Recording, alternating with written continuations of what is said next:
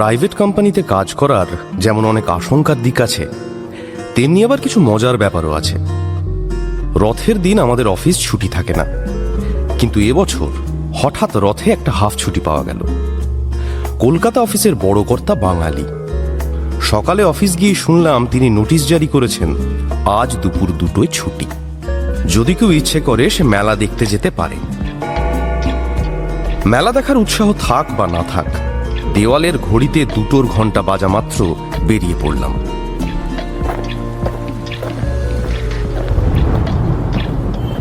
ছোটবেলায় সবার মুখে শুনতাম প্রতি বছর রথের দিন বৃষ্টি হবেই।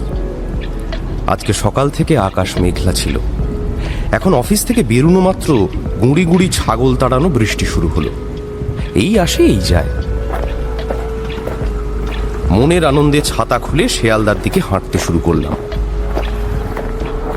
মেলাটা একবার ঢুঁ মেরে তারপর মঠ লেনে তারানাথের বাড়ি যাব গল্প শুনতে। পরব দিনে ছেলে বুড়ো সবার মনেই বোধহয় উৎসবের রং লাগে। দেখলাম বৃষ্টি অগ্রাহ্য করে মানুষের ঢল নেমেছে মেলা তলায়। ভিড়ের চোটে গাড়ি ঘোড়া সব বন্ধ। কেবল হাসপাতালের গাড়ি চলাচলের জন্য ক্যাম্বেল স্কুলের সামনে একটুখানি ফাঁক। খানিকক্ষণ ধরে ফুল ফল, নারকেলের চারা, মাটির পুতুল, রঙিন কাচের চুড়ির দোকানে অল্প বয়সী মেয়েদের ভিড়, পিপি বাঁশি এসব দেখে বেড়ালাম।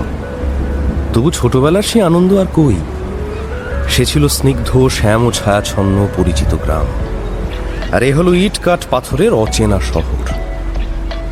ঠোঙায় করে কিছু ফুলুরি আর গরম জিলিপি নিয়ে হাইকোর্ট মুখ ট্রামে উঠে পড়লাম। মটলেনের মুখে যখন নামলাম, বৃষ্টি পড়ছে তখনও। হনহন করে হেঁটে তারানাথের বাড়ির দরজায় কড়া নাড়তেই ভেতর থেকে স্বয়ং তারানাথের গলা। আসছি হে, একটু দাঁড়াও।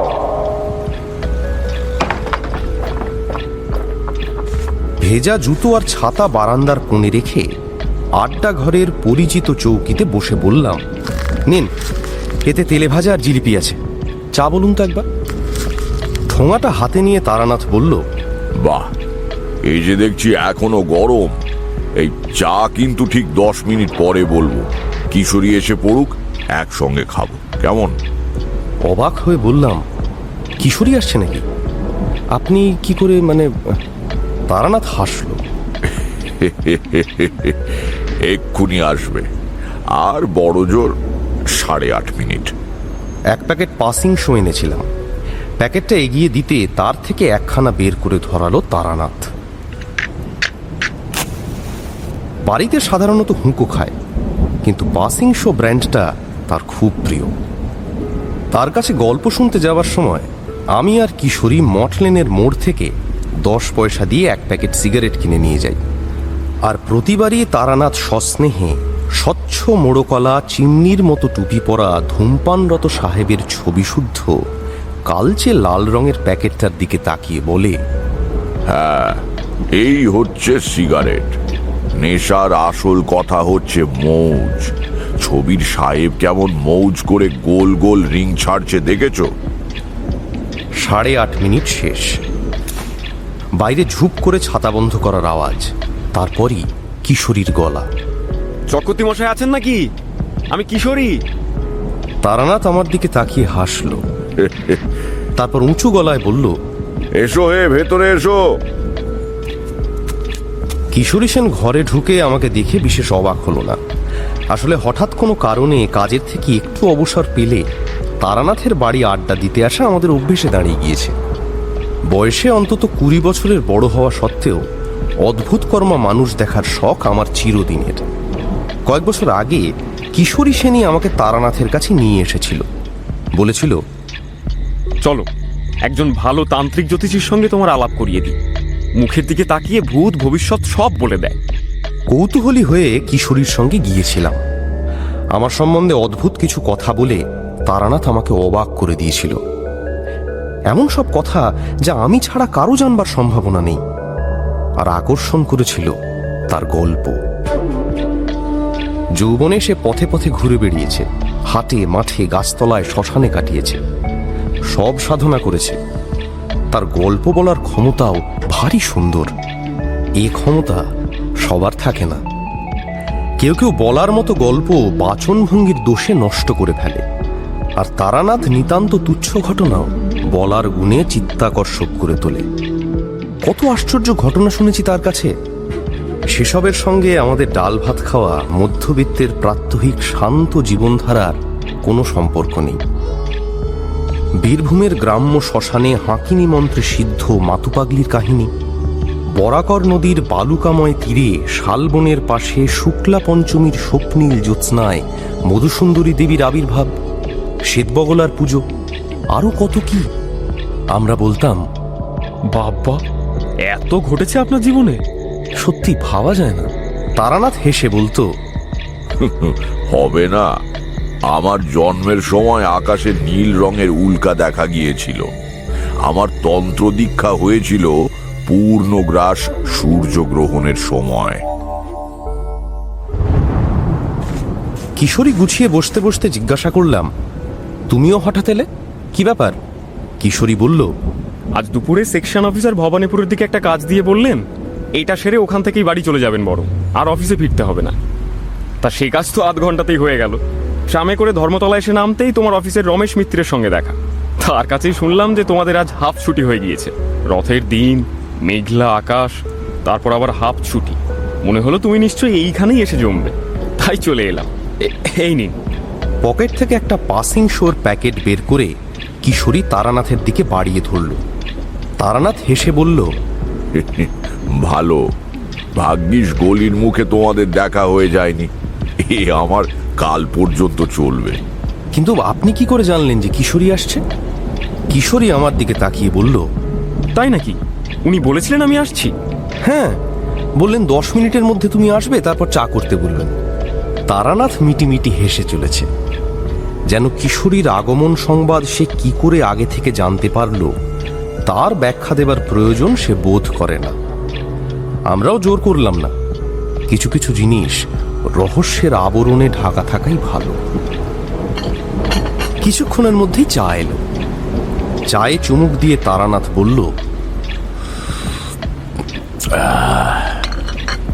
তোমরা জিজ্ঞাসা করলে না বটে, কিন্তু মনে কৌতূহল নিশ্চয়ই হচ্ছে, তাই না? আসলে কি জানো, আমিও জানি না কি করে আমি বুঝতে পারি।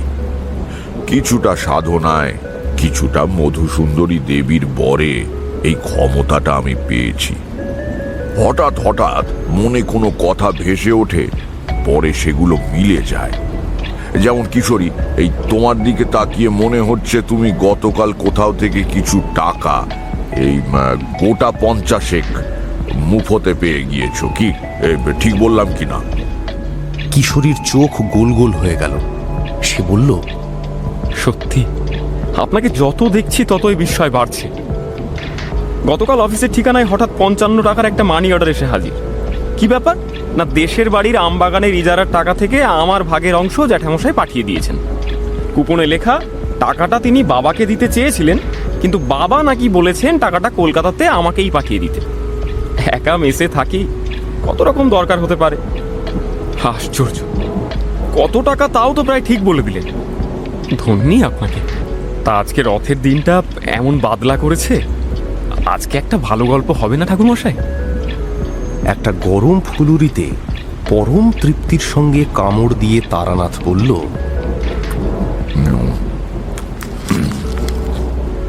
গল্প নয়, গল্প নয়। বারবার ভুল করো তোমরা। আমার কাছে সব সত্যি কথা। মধুসুন্দরী দেবীর কথা বলতে গিয়ে একটা ব্যাপার মনে পড়ে গেল। দেবী বলেছিলেন, আমি বড়লোক হতে পারবো না বটে, কিন্তু অর্থের অভাবে আমাকে কখনো নিদারুণ সংকটে পড়তে হবে না। আর এই প্রসঙ্গেই একটা ঘটনার কথা তোমাদের বলি। বরাকর নদীর ধারে মধুসুন্দরী দেবীর আবির্ভাবের পর সেখানেই শালবনের মধ্যে আস্তানা বানিয়ে বেশ কিছুদিন সাধনা করেছিলাম। সে আমার জীবনের সবচেয়ে সুন্দর দিন গিয়েছে। নিজের দিকে কোনো খেয়াল নেই, হয়তো 5-6 দিন স্নানই করি না, দাড়ি কামাই না, রুক্ষ চুল বাতাসে ওড়ে। কাছাকাছি গ্রামগুলোতে ভিক্ষে করে খাই আর অপেক্ষা করে থাকি কখন রাত হবে, কখন দেবী আসবে। নদীর ধারের বালিতে মেশানো অভ্রের কুচি সদ্য ওঠা চাঁদের আলোয় চকচক করে। মৃদু মন্দ হাওয়ায় নড়ে নদী তীরের অরণ্যের শাখা প্রশাখা। তারপর বাড়ির লোক খবর পেয়ে এসে জোর করে ধরে নিয়ে গেল। সাধন জীবনের শেষ হলো না, কিন্তু ভবঘুরে জীবনের শেষ হয়ে গেল। বাড়ির লোক ধরে নিয়ে যাবার আগে শেষ দিন যখন মধুসুন্দরী দেবীর সঙ্গে দেখা হয়, সেদিন দেবী ওই বর আমাকে দিয়েছিলেন। বাড়ির লোকেরা আমাকে সংসারে বাঁধবার জন্য আর দেরি না করে ভালো মেয়ে দেখে বিয়ে দিয়ে দিল। আমার তখন কেমন একটা বিহ্বল অবস্থা, যে যা বলে তাই করি, যা পাই তাই খাই, নিজের ইচ্ছে বলে যেন কিছুই নেই। দেবীকে হারিয়েছি, জীবনে অন্য নারীর আবির্ভাব ঘটলে তিনি তো আর দেখা দেবেন না। মনের সেই অবস্থায় কিছুতেই আর কিছু এসে যাবে না, কাজেই শূন্য মনে যন্ত্রচালিতের মতো বিয়ে করে ফেললাম। সময় একটু একটু করে সব দুঃখই লাঘব করে। বিয়ের পর নববিবাহিতা স্ত্রীর সান্নিধ্য আমার একটা নতুন জীবন গড়ে তুলল। গেঁয়ো যোগী ভিক পায় না, কাজেই আমি বউকে নিয়ে পৈতৃক ভিটে ছেড়ে কলকাতার উপকণ্ঠে একটা আধা শহর গোছের জায়গায় বাসা নিলাম। কিন্তু যে আশায় গিয়েছিলাম তা সফল হলো না। বাজার জমতে সময় লাগে। হাত দেখা আর কোষ্ঠী বিচার করা জ্যোতিষী সে বাজারে অনেক আছে, হঠাৎ মানুষ আমার কাছে আসবেই বা কেন? একটা 15 সেরি ঘিয়ের খালি টিন বাজার থেকে কিনে কাটিয়ে পিটিয়ে একখানা বোর্ড বানালাম, তার উপর আলকাতরা দিয়ে বিজ্ঞাপন লিখে টাঙালাম। তাও কেউ আসে না। বাড়ি থেকে পুঁজি যা এনেছিলাম তাই ভেঙে ভেঙে কিছুদিন চলল। একদিন দুপুরে একজন মক্কেল এসে হাজির। খাওয়া দাওয়া সেরে বাইরের ঘরে বসে বিশাল পরাশরি হোরা খুলে একটু পড়াশোনা করছিলাম, হঠাৎ উঠোন থেকে কে যেন ডাকলো, এই যে বাড়িতে কেউ আছেন নাকি? কিছুটা বিরক্ত হয়ে বাইরের বারান্দায় এসে দাঁড়ালাম। যা অবস্থা চলেছে তাতে এ যদি মক্কেল হয় তাহলে একে আমার খুবই দরকার, কিন্তু সব কিছুরই তো একটা সময় অসময় আছে। আমি চিরকাল একটু আয়েশি মানুষ, পথে ঘাটে খুব ঘুরে বেড়াতে পারি। এককালে যথেষ্ট ভবঘুরেমি করেছি, কিন্তু ওই দুপুরবেলা তাকিয়া ঠেসান দিয়ে বিশ্রাম করছি এমন সময় লোকজন এসে বিরক্ত করলে ও মোটেও ভালো লাগে না। শাস্ত্রে বলে ভুক্তা রাজ বদাচরেত, অর্থাৎ আহারাদির পর হাত পা ছড়িয়ে রাজার মতো আচরণ করবে। এই শাস্ত্র বাক্যটি আমি মনোযোগ দিয়ে পালন করে থাকি। যাই হোক, দেখি লোকটা কি চায়। বেরিয়ে যাকে দেখলাম সে একজন অদ্ভুত দর্শন মানুষ। রোগা শিরিঙ্গে, ধুতিটা খাটো, কিন্তু পাঞ্জাবির লম্বা ঝুল হাঁটু ছাড়িয়ে নেমেছে। পাঞ্জাবির কাপড়টা ঝলঝলে সিল্কের, চুপচুপে করে তেল দেওয়া কাঁধ পর্যন্ত পাট করা চুল, বিশ্রী লম্বাটে ঘোড়া মার্কা মুখ, এদিকে থুতনি প্রায় নেই বললেই চলে। যেন স্রষ্টা মুখখানা বানাবার সময় জায়গাটা থাবড়ে থুবড়ে ভেতরে ঢুকিয়ে দিয়েছেন। গায়ের রং বেজায় কালো, তার উপর কপালে তেল সিঁদুরের লম্বা তিলক। আমাকে দেখে সে এক গাল হাসল, আর তারই ফাঁকে বেরিয়ে পড়ল লম্বা লম্বা এক সারি হলদে দাঁত। দুপুরে বিশ্রামের সময় এমন চেহারা দেখলে প্রীতি জন্মায় না। বললাম, কি চাই? এই যে সাইনবোর্ডটা ঝুলছে, তারানাথ জ্যোতিষার্ণব, আপনি কি সেই? কেন, তাতে কি? লোকটা বলল, আপনি যদি হন তাহলে একটু কথা বলতে হবে এই আর কি। আমি সেই। বলুন, কি বলবেন? লোকটা জিভ কেটে বলল, ছি ছি ছি ছি, আমাকে আপনি বললে খুব লজ্জা পাচ্ছি। আপনি একে তারপর বলতে গিয়ে আমার মতন একটু বসতে পাবো কি? বুঝলাম, একে সহজে বিদায় করা যাবে না। দুপুরের বিশ্রামটুকু সত্যিই গেল। তবু হিন্দুর ছেলে, গৃহস্থ মানুষ, কেউ আতিথ্য চাইলে তাকে তো আর বিমুখ করতে পারি না। বললাম, এসো, ভেতরে এসো। বেশ, তুমিই বলবো, তুমিও আমার মতন। রসিকতাটা মাঠে মারা গেল। ধুলো মাখা চটি দরজার সামনে খুলে ঘোড়ামুখ অতিথি বৈঠকখানায় এসে জমিয়ে বসলো। জিজ্ঞেস করলাম, তা তোমার নামটি কি বাপু?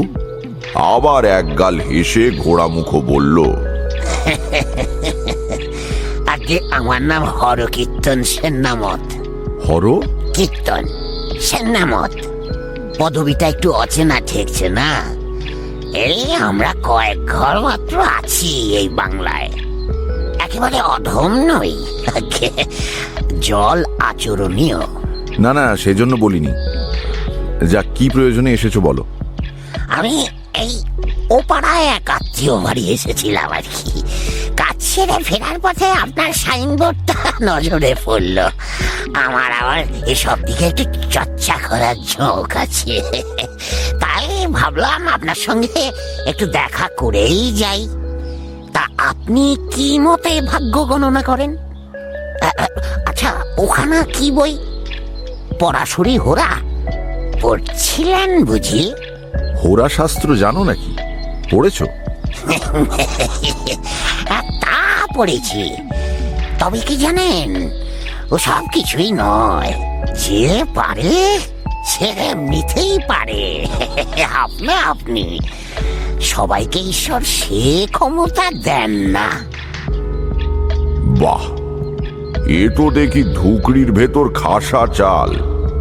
লোকটা একেবারে অপগণ্ড নয়। জ্যোতিষের একেবারে মূল কথাটা অক্লেশে বলে দিয়েছে। আমি বললাম, তা আমার কাছে সাইনবোর্ড দেখে ঢুকে পড়লে কেন? অদ্ভুত ক্ষমতা কিছু আছে কিনা যাচাই করবার জন্য? না, ঠিক তা নয়। সে তো আপনাকে দেখেই বুঝেছি। এলাম একটু আলাপ সালাপ করতে। গুণী মানুষের সঙ্গ করলে তো পুণ্যি হয়। ও, তা আমাকে দেখে কি বুঝেছো? একটু বলো দেখি, শুনি।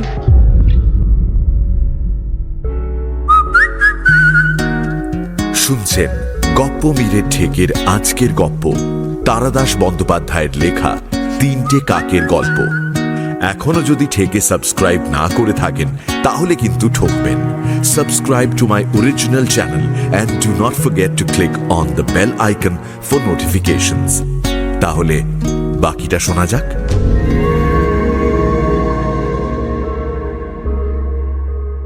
ভেবেছিলাম লোকটা দুটো মন রাখা কথা বলবে বা গদগদ প্রশংসা করে কিছু কাজ গোছানোর চেষ্টা করবে। একেবারে বিনা কারণে আজকাল কি কেউ কারো কাছে বসে সময় নষ্ট করে? এইবারে মন তুষ্ট করে তারপর ঝুলি থেকে বেড়াল বের করবে। কিন্তু হরকীর্তন সেন্নামত তা করল না। সে মুখ তুলে আমার দিকে সামান্য কয়েক মুহূর্ত স্থির দৃষ্টিতে তাকিয়ে থেকে বলল, যেমন বুঝেছি আপনার জন্ম ভাদ্র মাসে। আপনি তন্ত্র মতে দীক্ষিত। উচ্চ শাখার ভূত ডামর অবলম্বনে সাধনা করেছেন। আপনার তন্ত্র দীক্ষা হয়েছিল পূর্ণগ্রাস সূর্যগ্রহণের সময়, যা খুব সৌভাগ্য না থাকলে হয় না।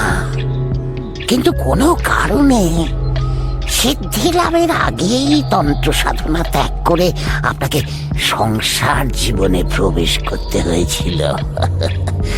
ঠিক বলছি? বলে যাও। কিন্তু সাধনা সমাপ্ত না হলেও আপনার জীবনে খুব অদ্ভুত একটা কিছু ঘটেছে। অলৌকিক প্রত্যক্ষণ কিংবা তন্ত্রোক্ত দেবদেবী দর্শন গোছের কিছু একটা, ঠিক ধরতে পারছি না, তবে ঘটেছে যে সে বিষয়ে আমি নিঃসন্দেহ। একটা কথা বলি, অপরাধ নেবেন না। আপনি খুব আনন্দে জীবন কাটাবেন, অনেক আশ্চর্য অভিজ্ঞতা হবে আপনার। কিন্তু বৈষয়িক দিক দিয়ে যাকে কিছু করা বলে, সে আপনার হবে না। এ আর নতুন কথা কি? শুনে বললাম। সে আমি জানি, কিন্তু তুমি কিভাবে বুঝলে? জানি না, আপনাকে দেখে যা মনে হলো তাই বললাম আর কি। যা বলেছো ঠিকই বলেছো। তোমার ভাগ্য বিচারের স্বাভাবিক ক্ষমতা আছে দেখছি। এবার তোমাকে দেখে আমার যা মনে হচ্ছে একটু বলি। হরকীর্তন বিনয় গোলে গিয়ে বলল, আগে নিশ্চয়, বলুন বলুন বলুন আপনি। জন্ম দিয়েই শুরু করা যাক। তোমার জন্ম চৈত্র মাসে, দিনটাও বলে দিচ্ছি। রামনবমীতে তোমার জন্ম। ভাই বোন যমজ হয়েছিলে, জন্মের পরই বোন মারা যায়। কি ঠিক? ঠিক। তারপর? লেখাপড়া বেশি দূর গড়ায়নি। স্কুলে পড়তে পড়তে সাধু সন্ন্যাসীদের সঙ্গ করার দিকে ঝোঁক যায়।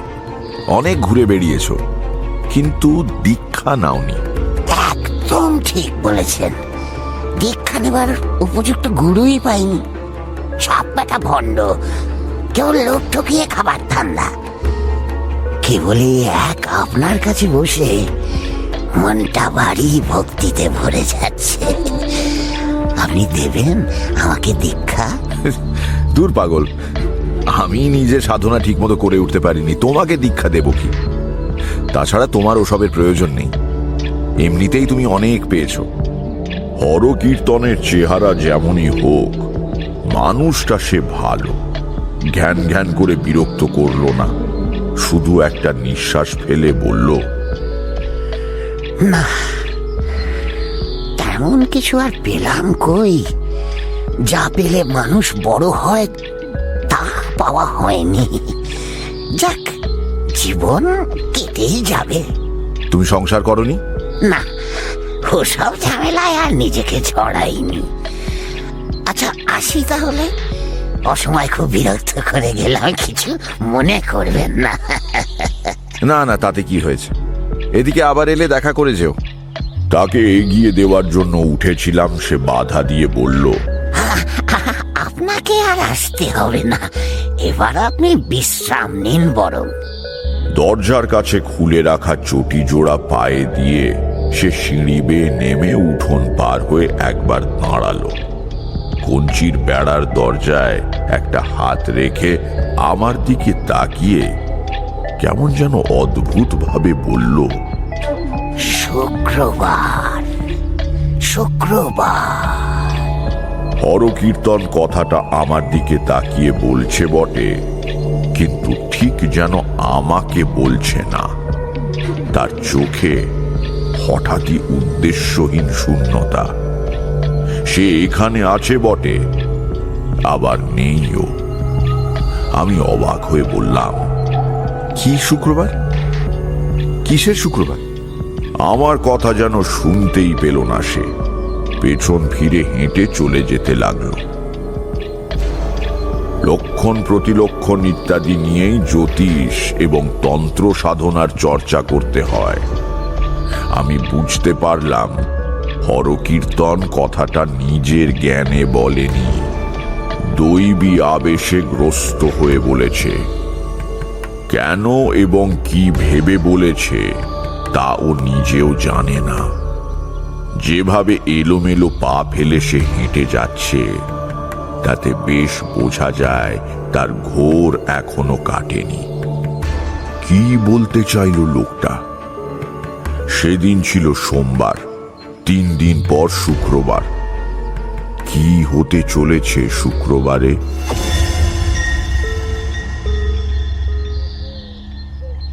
বৈঠকখানায় ফিরে এসে তাকিয়ায় হেলান দিয়ে আবার একটু বিশ্রাম আর ঘুমের চেষ্টা করলাম, কিন্তু ঘুমের রেশ একবার কেটে গেলে ফের তাকে খুঁজে পাওয়া খুব মুশকিল। ওরা শাস্ত্র পড়তে পড়তেই বিকেল গড়িয়ে গেল।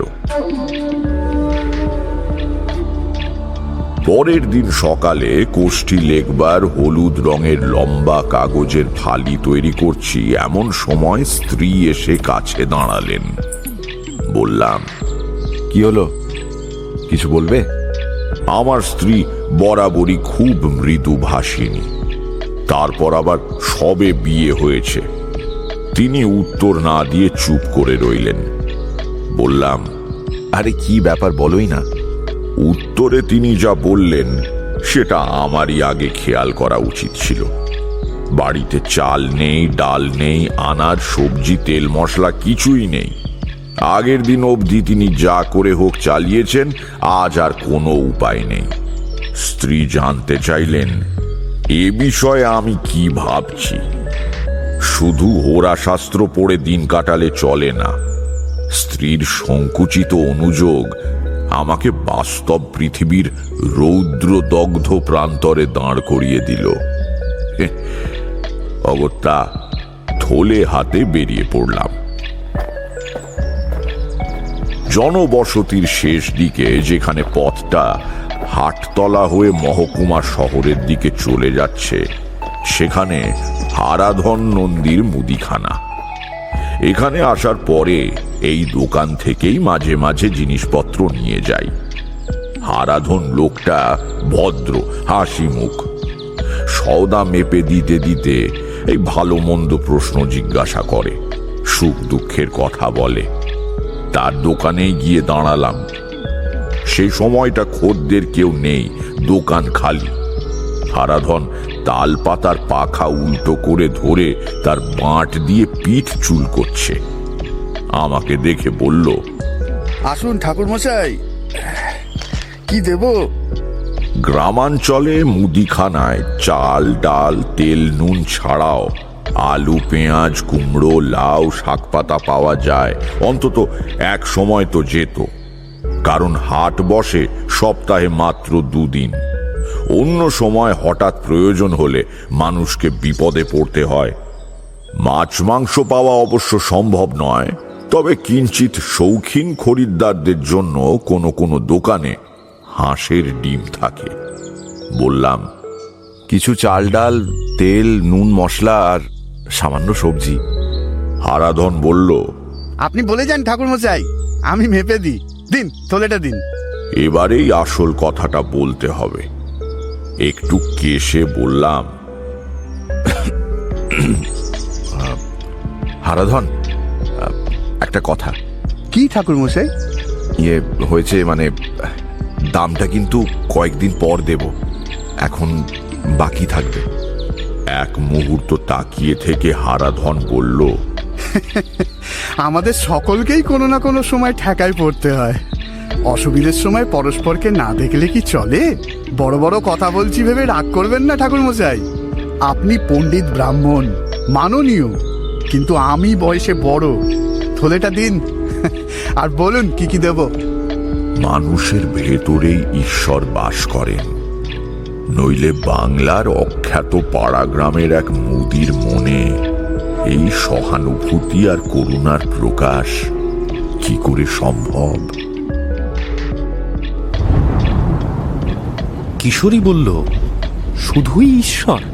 দানব, ভালো আর মন্দ, আলো আর অন্ধকার সৃষ্টির মুহূর্ত থেকেই বর্তমান। বৈপরীত্য আছে বলে সৃষ্টির সার্থকতা আছে।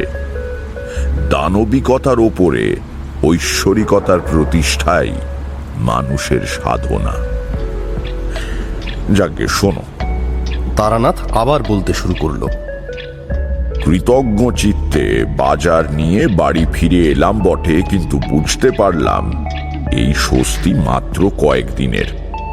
ধার করে তো আর মাসকাবারি বাজার করা যায় না। যা এনেছি তাতে বড় জোর 3 চলতে পারে, তারপর অনটনের মেঘ আবার আকাশ ছেয়ে ফেলবে। নিকট ভবিষ্যতের দুশ্চিন্তা বর্তমানের আনন্দকে ম্লান করে দিল। স্বাস্থ্য নিবাস হিসেবে খ্যাতি আছে এমন শহরে ডাক্তারের পসার জমে না। আমারও হলো প্রায় তাই। যেন ভয়াবহ নাস্তিকদের দেশে বাসা বেঁধেছি। সপ্তাহে অন্তত একখানা কোষ্ঠী আর 5-6টা হাত দেখার খদ্দের খুব দুঃসময়েও পেতাম, হঠাৎ তাও বন্ধ হয়ে গেল। একটানা খরা যাকে বলে। মাঝে মাঝে মনে হতো মধুসুন্দরী দেবী বলেছিলেন আমি ধনী হতে পারবো না বটে, কিন্তু অনাহারে কখনো দিন কাটাতে হবে না, মোটামুটি চলেই যাবে। দেবীর আশীর্বাদ কি শেষ পর্যন্ত মিথ্যে হতে চলেছে? অনাহার তো এসে পড়ল বলে। কিন্তু আমার যা চিরকালের অভ্যেস, বৈষয়িক দুর্ভাবনা বেশিক্ষণ করতে পারি না। চৈত্রের প্রথম গাছে নতুন পাতা গজাতে শুরু করেছে। ঈষৎ তপ্ত বাতাস শীতের শেষে ঝরা শুকনো পাতার রাশি অস্পষ্ট মর্মর শব্দে সরিয়ে নিয়ে বেড়ায়। আমের গুটি ধরেছে গাছে গাছে। আকাশ নির্মেঘ নীল। ঋতুর এই সব সন্ধিক্ষণে মন উদ্বেল হয়ে ওঠে। মনে পড়ে যায় প্রথম যৌবনে আমার দায়মুক্ত ভবঘুরে জীবনের কথা। এই সব অমূল্য উপলব্ধির সম্পদের মধ্যে কে দুর্ভাবনা করে বাড়িতে চাল ডাল আছে কিনা তার জন্য, কিন্তু মুশকিল হলো বাস্তবকে নিয়ে। 3 দিন পরেই সকালে স্ত্রী জানিয়ে দিলেন বাড়িতে যা আছে তাতে টেনে টুনে বড়জোর আর একটা দিন চলবে, পরের দিন বাজার না আনলেই নয়। বাইরের দাওয়ায় উদ্ভ্রান্ত মনে পাইচারি করতে লাগলাম। মনে মনে বলতে লাগলাম, কি করি আমি এখন? আজ শুক্রবার। হরকীর্তন বলে গিয়েছিল মনে রাখতে শুক্রবার একটা কিছু হবে। কি হতে পারে আজ? দিন তো শুরু হয়ে গেল। উঠোনের ওপারে রাংচি তার বেড়ার ওপর একটা কাক কোথা থেকে এসে বসেছে। ঠোঁট ঘষছে বেড়ার গায়ে। তার ঠোঁট থেকে কি একটা জিনিস খসে উঠোনের ভেতরের দিকে পড়ল। আমি প্রথমটা খেয়াল করিনি। একটু পরে দেখি আর একটা কাক এসে ওই আগেরটার পাশে বসল।